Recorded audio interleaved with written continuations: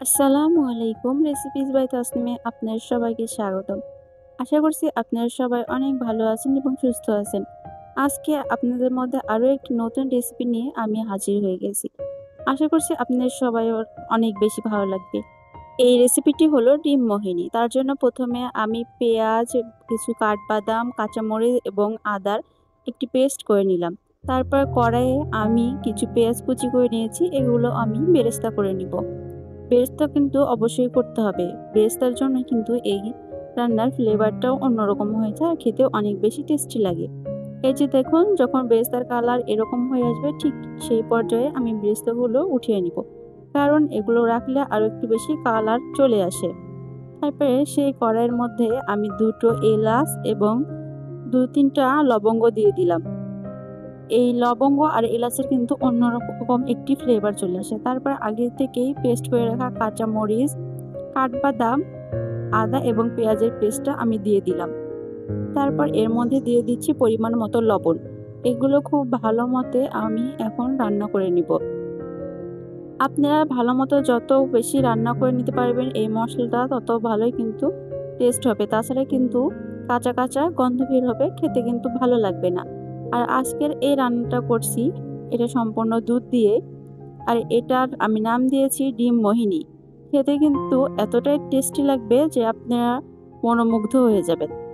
এখন যখন মশলাটা কষানো শেষ হয়ে গেছে, এর মধ্যে দিয়ে দিয়েছি ২৫০ মিলি দুধ এবং ৫০ মিলি পানি। তারপরে এগুলো খুব ভালো মতো আমি ফুটিয়ে নিয়েছি।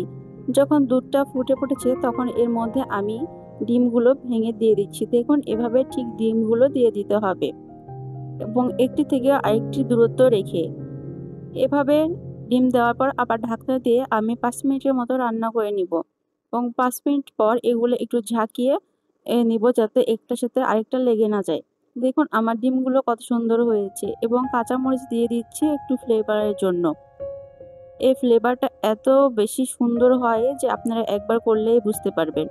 এই রান্নাটা কিন্তু খুবই কম মসলায় এবং খুব তাড়াতাড়ি হয়ে যায়।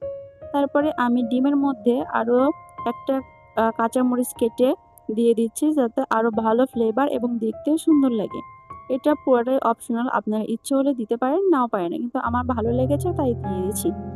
আপনারা যখন এই রেসিপিটি করবেন অবশ্যই আরও একটু চাল বাড়িয়ে নেবেন। একবার যদি এই রেসিপিটি রান্না করে খান তাহলে বারবার খেতে ইচ্ছে করবে। মনেই হবে না যে খাওয়া বন্ধ করে দিই। আমার বাসায় কিন্তু এই রেসিপিটা সবাই অনেক পছন্দ করে। তারপরে যখন রান্নার শেষ পর্যায়ে আমি এর মধ্যে দিয়ে ভাজা জিরের গুঁড়ো। ভাজা জিরে গুঁড়ো দেওয়ার পর এর মধ্যে আমি আগে থেকে যে বেরেস্তা করে রেখেছিলাম পেঁয়াজের, সেই বেরেস্তাগুলো দিয়ে দিচ্ছি। এই বেরেস্তা দেওয়ার পরে কিন্তু কালারটাও চেঞ্জ হয়ে আসবে এবং এর স্বাদটাও দ্বিগুণ করে বাড়িয়ে দিবে। দেখুন এর কালারটা কিন্তু আস্তে আস্তে চেঞ্জ হতে শুরু করেছে। দেখেই কিন্তু অনেকটা লোভনীয় লাগছে। আর আপনারা অবশ্যই বাসায় একবার হলেও ট্রাই করবেন। ডিম ভুনা তো অনেকভাবে খেয়ে দেখেছেন, কিন্তু এই ডিম মোহিনীটা একবার হলেও করার চেষ্টা করবেন। একবার করে খেলে তারপরে এর এতটাই প্রেমে পড়ে যাবেন যে ডিম ভুনার থেকে এই ডিম মোহিনীর প্রেমে পড়ে যাবেন। আর এই যে আমার ফাইনাল লুক, যখন পুরো রান্নাটা হয়ে যাবে নামানোর আগে আপনারা ১ চামচের মতো ঘি দিয়ে দিবেন। এই ঘিটা কিন্তু এত ভালো ফ্লেভার নিয়ে আসে, ঘিটা কিন্তু অবশ্যই দিতে হবে। তার জন্য আপনারা ঘি দেওয়ার চেষ্টা করবেন। এই যে আমার রান্না কিন্তু হয়ে গেছে, রান্নার এটা ফাইনাল লুক। অবশ্যই আপনাদের কাছে ভালো লাগবে। ভালো লাগলে অবশ্যই লাইক, কমেন্ট এবং শেয়ার করবেন। আর আপনাদের কমেন্ট আমাকে অনেক বেশি উৎসাহ জাগায়। আরও নতুন নতুন রেসিপি পেতে আমার পেজ এবং আমার ইউটিউব চ্যানেল ফলো এবং সাবস্ক্রাইব করবেন। আর সবাই আমার জন্য অনেক অনেক দোয়া করবেন যাতে আমি খুব সহজেই আপনাদের মধ্যে সুন্দর সুন্দর রেসিপি নিয়ে আসতে পারি আর অনেকটা স্বাস্থ্যসম্মত এবং বাড়িতে থাকা উপকরণ দিয়েই তৈরি করতে পারেন। আজকে এই পর্যন্তই। সবাই ভালো থাকবেন, সুস্থ থাকবেন। আল্লাহ হাফেজ।